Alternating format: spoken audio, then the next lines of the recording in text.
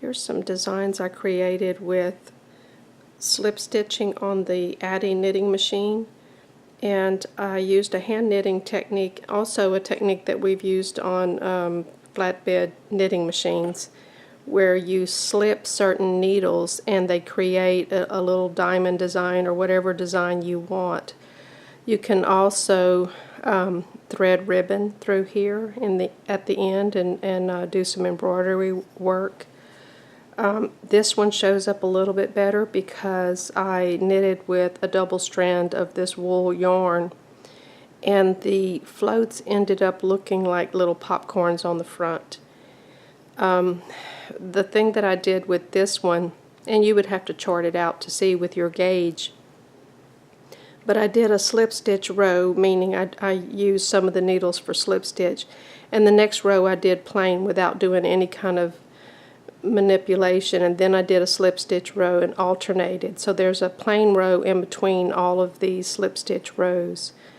And the other thing that you need to consider is to not plan like if this is needle number 6, you don't want to do a slip stitch immediately again on needle number 6 on the next row that you knit. And you also don't want to have any slip stitches next to each other, because it'll just end up with a really big long float. Here you can see I have one plain stitch in between the 2 slip stitches, and here I have 3 plain stitches in between these 2 slip stitches. So those are some things that you need to consider when you're charting this out. The other thing to consider when you're charting your design out is that rows per inch and stitches per inch is different. So if you try to graft it out on just some regular graph paper that has squares, you'll think it's going to be a diamond in the end, but it really won't. The best thing to do is do a tension gauge of your yarn, how many rows per inch and how many stitches per inch, and there's some graph paper generators online for free that you can just do a search on knitting graph paper, and some of them will allow you to put in how many rows per inch and how many inches, and then you can print it out and color on it and make sure your design ends up in the shape that you want it to be.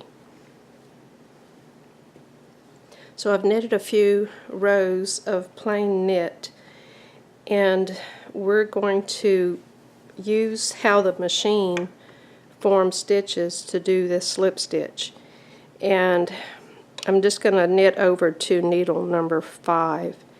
And if you're watching these needles, on this side, this needle as it comes up, it's dropping a stitch off, but underneath is the stitch that you knitted on this side that's being held underneath the hook.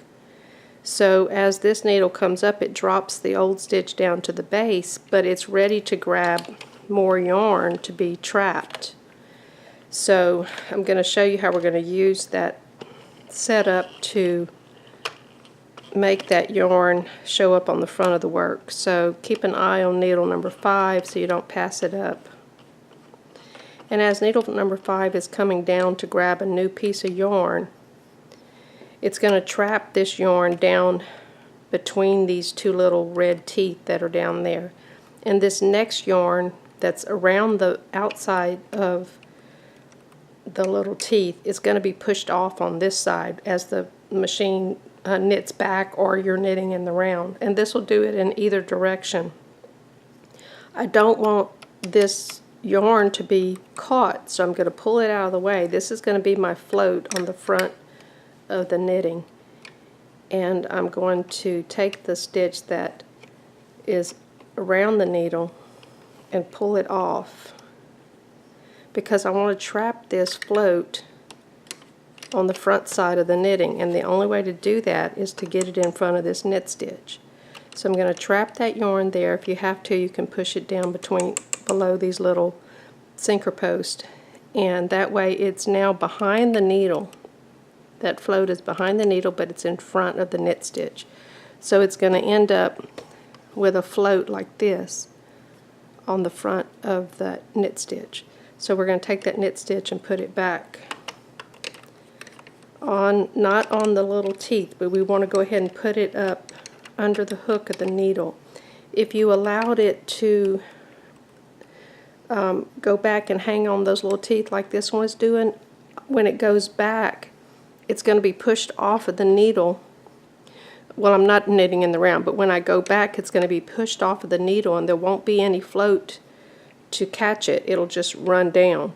So that's why we need to put it back in the hook of the needle and bypass what the knitting machine is wanting to do. So I'm going to go through the next stitch a little bit faster so that you don't hear all this talking going on. So as you're knitting forward, make sure that it's caught in the hook, and you should not see any loops around those little teeth. So I'm going to go ahead and finish this row, and I'm going to do a plain row back.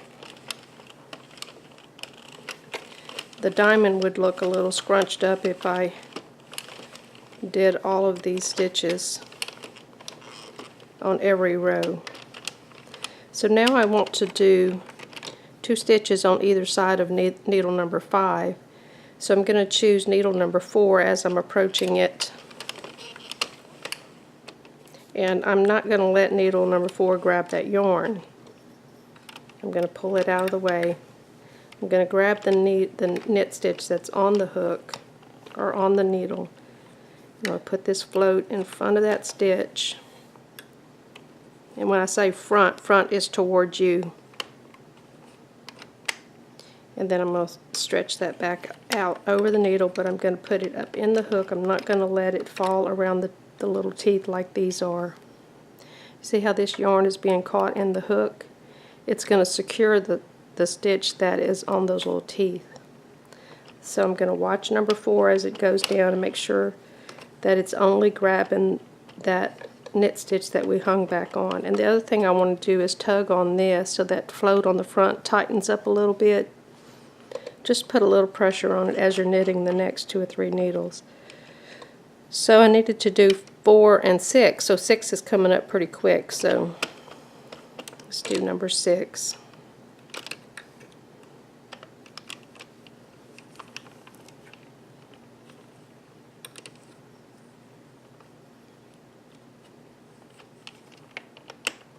Put it up in the hook.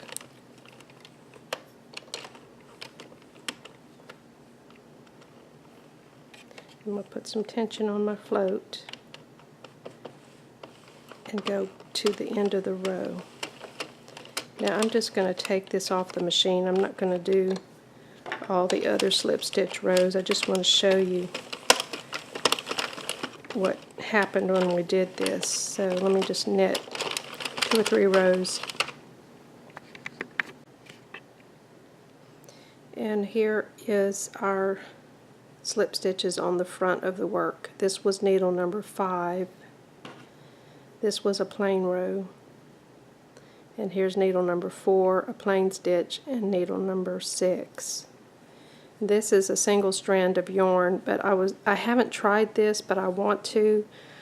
I think that if you wanted to knit your garment or whatever you're knitting, if you wanted to knit your project with a single strand of yarn, but you wanted your slip stitches to really pop, you could probably put a second strand of yarn behind that needle and in front of the knit stitch, but you'd probably have to carry that yarn on the back, and I don't know how that would affect your tension, but that's something that I want to try, and it would make it pop out a little bit better like this one did.